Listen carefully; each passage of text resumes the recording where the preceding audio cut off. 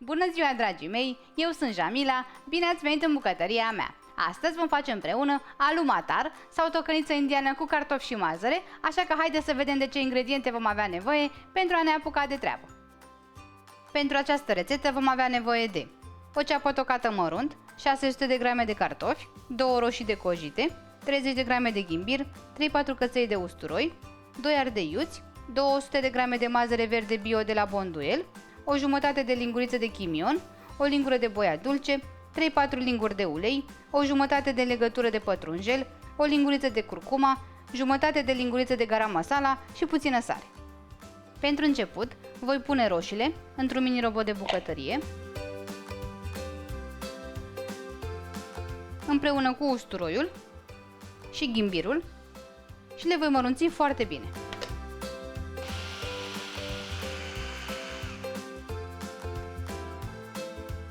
Roșiile sunt gata, așa că le putem lăsa deoparte și vom continua rețeta. Vom pune uleiul într-o tigaie preîncălzită, adăugăm ceapa și o gătim până se va înmuia.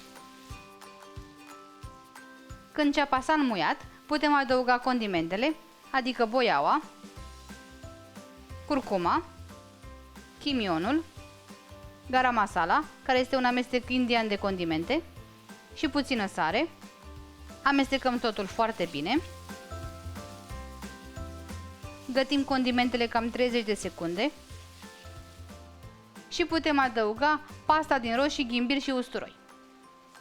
O amestecăm și pe aceasta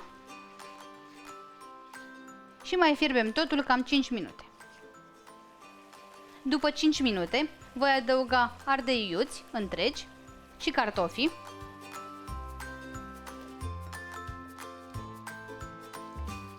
Amestec și cartofii. Deja miroase extraordinar această mâncare. Voi adăuga și apă cât să acopăr cartofii. Și mai las mâncarea să fierbă pentru aproximativ 15 minute sau până când cartofii sunt gătiți.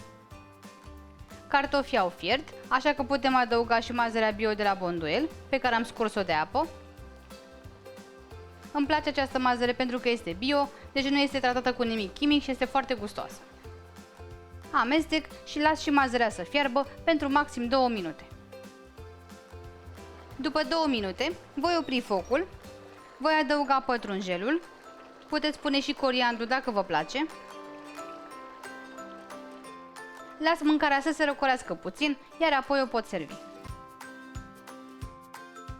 Tocănița indiană cu cartofi și mazăre este gata, arată minunat, o puteți servi pur și simplu ca atare sau cu puțin iaurt, se face foarte ușor, este aromată, așa că sper din suflet să o încercați și voi cu prima ocazie și să vă placă. La revedere!